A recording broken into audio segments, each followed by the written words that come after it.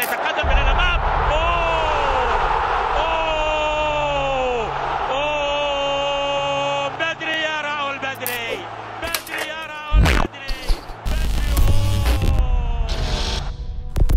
اللاعب الأسطوري راؤول غونزاليز. السلام عليكم لكل بلد هداف تاريخي.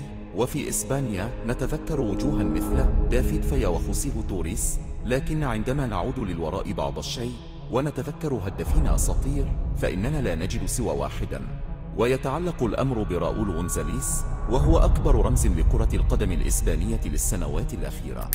وقد بسط أناقته وهو يدخل الكرة الشباك ذكريات لا تمحى من عقول وقلوب الجماهير في جميع أنحاء إسبانيا. ويعتبر القائد الخالد والجوهرة الخالصة المدريدية، فقد كان أولى النجوم التي سطعت بنادي ريال مدريد، حيث سجل اسمه كواحد من أفضل الهدافين.